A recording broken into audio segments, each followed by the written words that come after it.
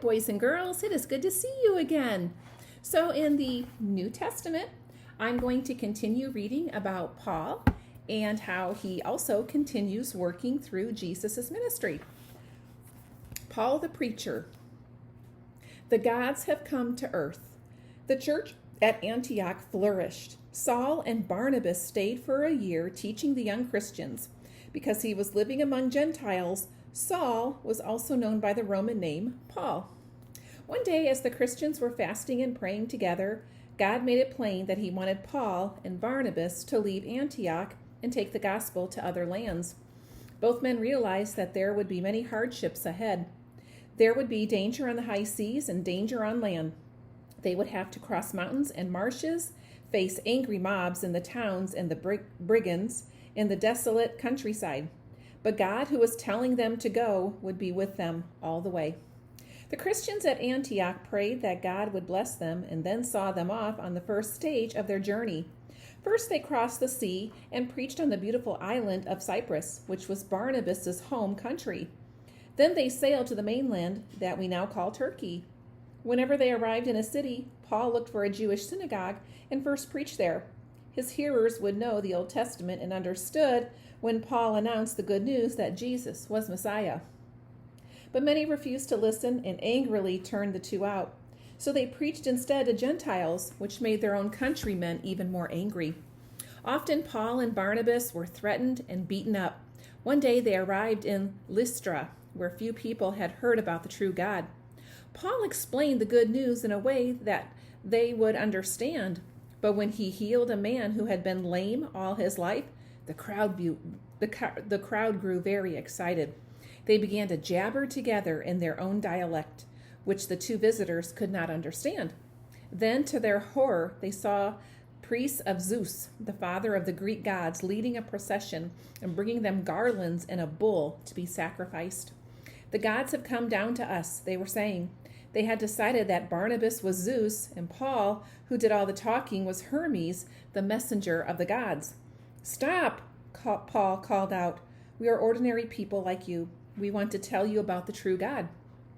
At last he persuaded them to stop their ceremony.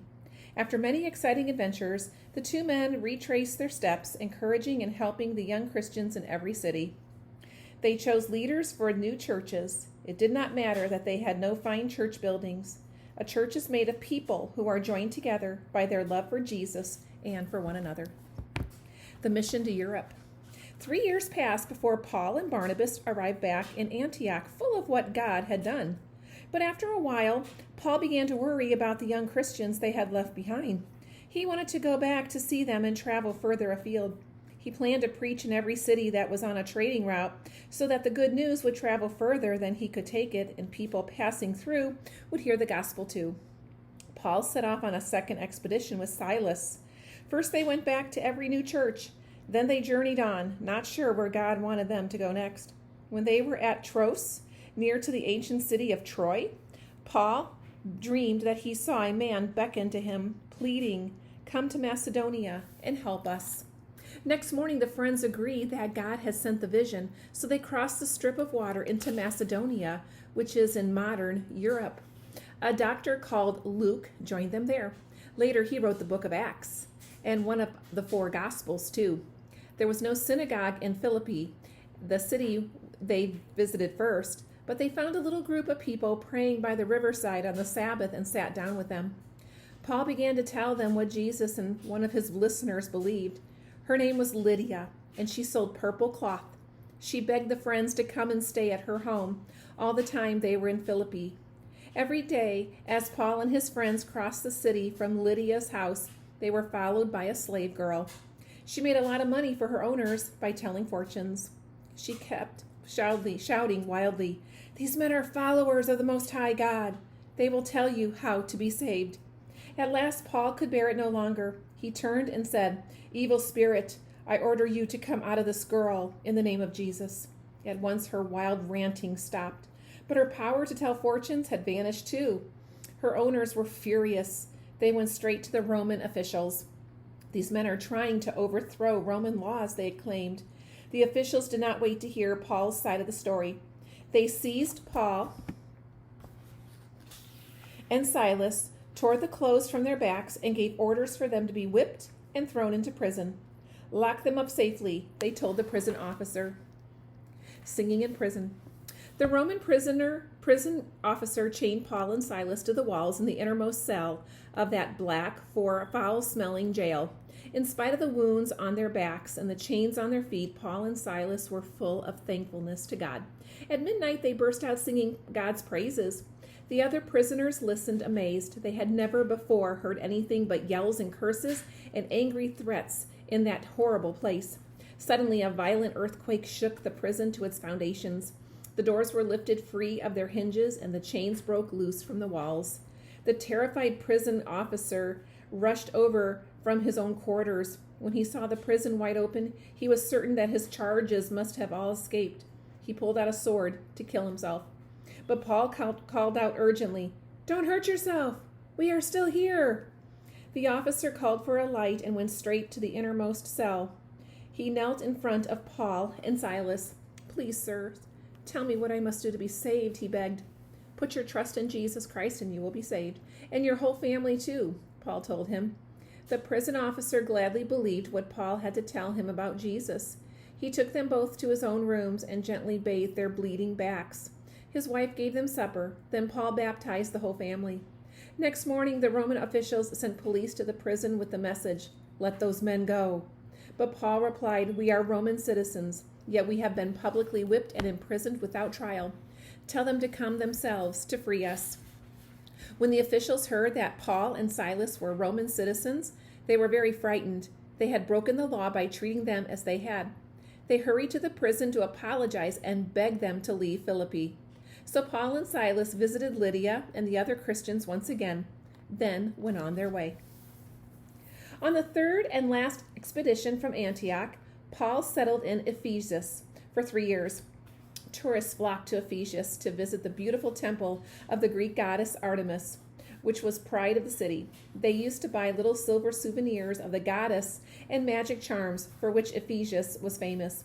Paul set up his headquarters in a lecture hall belonging to a philosopher. He used it during the hottest hours, in the middle of the day when the philosopher and his followers were having a sleep. But in spite of the heat, crowds flocked to listen to Paul, and many believed the good news. When they became Christians, they burned their books of magic and threw out their idol figures. At last, Demetrius, who was a silversmith, called a meeting of his fellow craftsmen. "We make our living by selling silver models of Artemis," he said. "But at the rate Paul is carrying on, we shall all soon be bankrupt. No one wants images of the gods once they believed what Paul preaches. So what are we going to do?" Everyone grew noisy and excited, and at last they began marching down the street chanting, "Great is Artemis of Ephesus." More and more bystanders joined them on their way to the public meeting place. When they arrived there, there was an uproar. Half the people did not know why they were there, and everyone was shouting something different. When Paul heard what was happening, he wanted to go and speak to the crowd. But his friends and some of the Roman leaders would not let him. They knew he might be murdered on the spot. Some of the people in the crowd thought that the Jews were at the bottom of the trouble, and a leading Jew called Alexander went to the front to try to speak to them. But the ringleaders began to chant, "Great is Artemis of Ephesus," over and over again. Everyone joined in, and they kept it up for 2 hours. At last, the town clerk restored order and sent them all home. Paul realized that he would make life harder for the Christians by staying longer. So sadly, he said goodbye to Ephesus. And your final story for today, the long sermon. Although Paul had spent most of his time with Gentile Christians, he was anxious to help the Jewish Christians in Jerusalem, who were very poor. So when he left Ephesus, he visited many of the churches who had promised to contribute to his collection for the Jerusalem church. Then Paul and his friends started out to take the gift to Jerusalem. On the way, they stopped at Troas one Saturday night.